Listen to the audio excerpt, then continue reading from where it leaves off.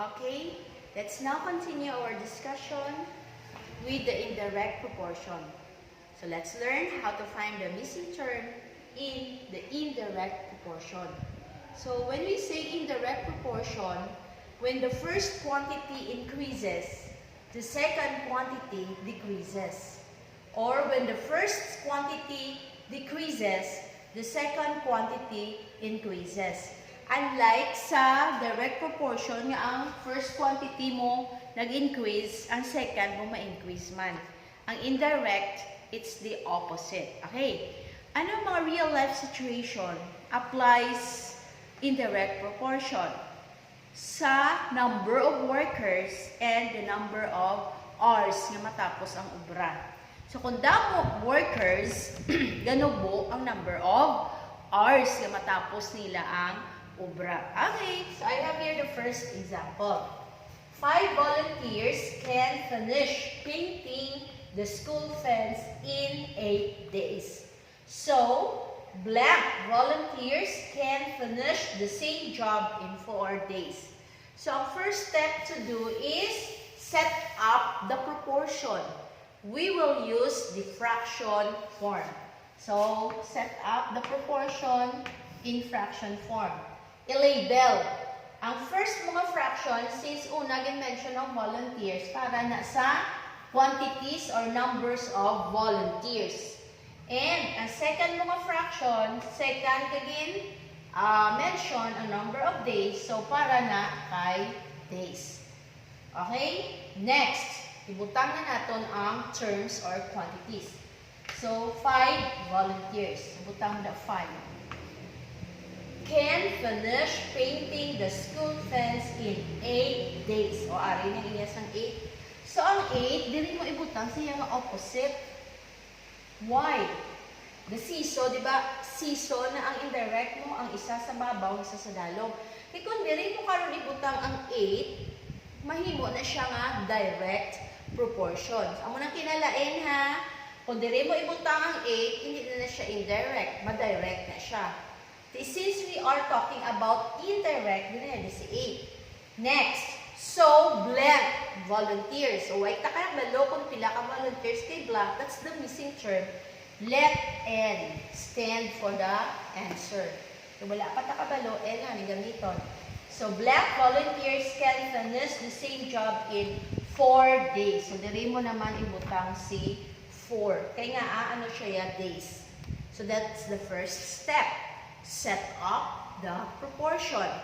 The second step is cross-multiply. Ano i-cross multiply mo? Ang complete nga set. So, ang complete here is 8 and 5. So, cross-multiply. 8 times 5 is 40. Okay? 8 times 5 is 40. And then, ang quantity nga wala siya yung pair, ang pair niya missing term, we divide it. 40 divided by 4 is 10. Therefore, the missing term or your n is equals to 10. Okay, check your answer. 5 times 8 is 40. 4 times 10 is 40. Meaning, your answer here is correct. Okay? Now, let's have the second example. Shortcut na niyaton, children, kaya you can also get the solution through the drawing. Now, kung mag-drawing, it will take time. Okay? So, second problem. 6 pickers can pick 10 boxes of mangoes in 2 hours. So, 4 pickers can pick 10 boxes of mangoes in blank hours. May isa ka di ka constant, the 10 boxes. Okay? Kung baga sa siso, siya ning sa tunga. Kung ano ang sa tunga, wala na siya gahalin, wala na siya gataas, wala na siya ganubo. Constant na siya tawag. Ang nagasaka panaog lang na di, ang number sa pickers mo, kag ang number of hours. Okay? So, first step, set up the proportion using the fraction form. Then, label. Ang una nga mention pickers, so P. Then, ang ikaduwa nga mention, wala na yung labot, si boxes sa kaya ang munang ginaubra nila, wala labot ang ginaubra. Ang may labot lang, ang nagaubra ang hours. Okay? So, pickers and hours. So, So, pila ka pickers? 6 pickers. Alright, there's 6. Can pick 10 boxes of mangoes in 2 hours. So, direct butang si 2. Remember, hindi dapat magtupong kay indirect mo siya. Then, 4 pickers. O, 4 pickers. So, butang ko di si 4 sa dalong ni P. Kay pickers. Can pick 10 boxes of mangoes in blank hours. So, diri ang atong nga N. Kaya muna siya ang missing term. So, that's the first step. The second step, cross-multiply ang kompleto. The complete here is 6 and 2. So, 6 times 2, you got 12. Then, i-divide niyo siya ang wala pair. So, divided by 4 is 3. So, N is equals to 3. Right? Check. 6 times 2, 12. 4 times 3 is 12. Therefore, correct ang aton nga answer. Last example. Wa nyo na yung dayon ha. Sagad na kamo na dayon. After this last example. 2 farmers can finish plowing the field in 6 days. So, 3 farmers can plow the same field in blank days. So, ang constant mo di is the field. Ano man na dapat pareho kalapad ang field. Okay? So, first, set up the proportion. Kita nyo na, ma'am. Dirito. Okay? Next, label 2 farmers. So, F can finish in 6 days. So, days in yung upod. 2 farmers. So, 2 can finish plowing the field in 6 days. 6. O, hindi pag ito pong take note, opposite. Then, 3 farmers. So, dali ko butang si 3. Can plow the field in the same field in blank days. So, dali naman si N sa babaw. Okay, then, second step, cross-multiply.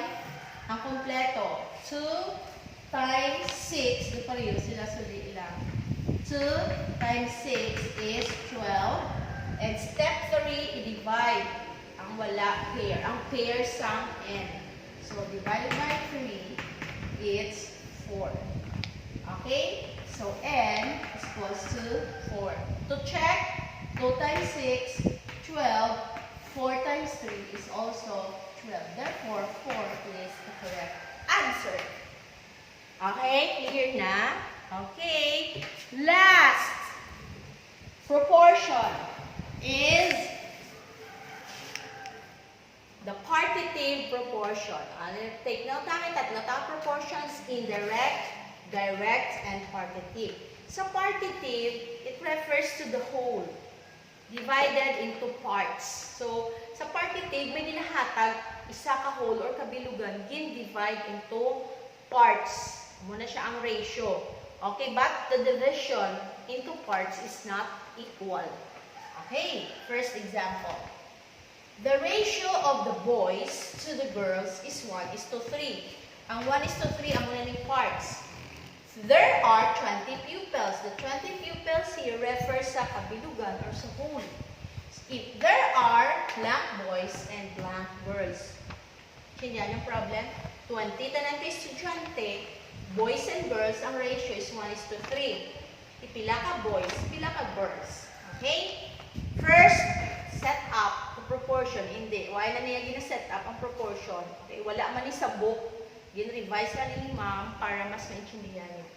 First step is add. Ano ang i-add niyo? Ang duwa ka terms nga ara sa ratio. So, you add the 2 terms in the ratio. Ano yung ratio nyo? Mag-mention. 1:3. So, ang duwa ka terms are 1 and 3. I-add na silang duwa. Equals 4. Okay? Second step, divide. Ano ang i-divide mo? Ang imo na whole, which is 20, divided by, ang imo, di ba nga sum sa babaw mo lang i-divide mo sa 20. 20 divided by 4 equals 5. Okay? Then, the last step is multiply. Okay. Kung lain man na sa inyo nga module, kung namian ka mo daw, okay, follow it. Pero mas nasimplihan ko na, mas nakupusan ko na, so ang muna na-share ko sa inyo. Ano i-divide? Okay, ano galing i-multiply? Ang i-multi nga, quotient, 5. I-multiply mo now sa mga terms mo sa ratio. 1. 5 times 1 is 5. Okay. Ano ni siya ang 5? Ano ni siya ang 1? Ang 1 is the quantity of the boys. Paano mo mabalaan yan? Nasang boys? Kaya ang una nga mention di boys, ikaduwa nga mention girls.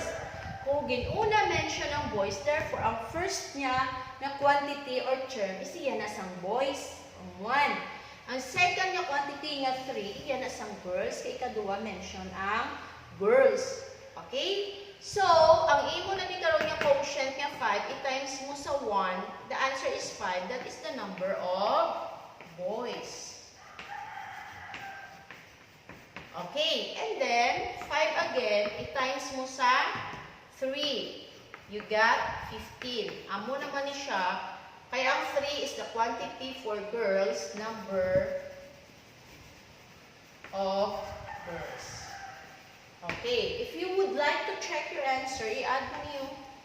15 plus 5 is 20. Kaya di ba ang kabilugan 20? So therefore, ang correct, ang answer na di sa blank, there are 5 boys and 15 girls. Okay, nakuha nyo? So liwaton, anong first step? I-add. Ano ang i-add? Ang duwa quantities na ara sa ratio. Okay, the answer is 4. The second step, i-divide. Anong i-divide? Ang whole na ginhatag sa problem, i-divide mo, or i-divide mo na sa whole, ang imong product, sum, sa step 1, which is 4. So, 20 divided by 4 is 5. And then, for the final answer, ang imong quotient niya 5, i-multiply mo sa quantities. So, 5 times 1, 5. 5 times 3, 15. Okay, let's have the next example para mas klaro. Okay, next problem. The ratio of the mangoes to the atis is 2:4. There are 30 fruits. There are blank mangoes and blank atis. So, 30 tanan ka fruits. The ratio is 2:4. So, pila ka atis kag pila ka mangoes. So, step 1, add. Anong i-add ta? Ini. Ang quantity sa ratio. So, 2 plus 4 equals 6. Okay? The second step is you divide. Ano ang i-divide? Ang whole mo. Step 1, step 2. Pilang whole naton? 30. 30 divided by 6. Equals 5. Then letter C, multiply. Anong i-multiply? Ini sila. Ang answer mo di, ang quotient mo di, i-multiply mo sa kada isa sa ila. So 5 times 2 is 10. Ano na ang 10? So ang una mention mangoes. Therefore, ang 2 iyan as ni 10. Ang ikaduwang mention mang mangoes ang inuna mention, so ang 2 iyan na ni mangoes. So therefore, 5 times 2, 10 mangoes na da. Okay, ang A ko. Next, 5 Japon times, ang ikaduwa ang quantity is 4, is 20. So ikaduwa ang quantity, ang ikaduwa ang mention is atis, so iyan na ni atis. So 20 atis. To check, i-add, dapat 30 ni ha, 0, 3. So, all in all, we have 30 fruits. So, there are 10 mangoes and there are 20 apples. Guess? So, mula na siya sa partitive, pusapos lang, i-add mo lang ang duwa ka quantity sa ratio. Tapos mo add, okay, ang whole, ang answer mo tubla sa addition sa step 1, i-divide mo sa whole. Okay? Then, ang quotient mo, i-multiply mo isa-isa sa quantities para makuha mo na ang imong missing terms. Okay? So I hope may naintindihan ka mo kag it could help you in answering your modules, especially ang ninyo learning activity sheets next week. Thank you for watching. Bye!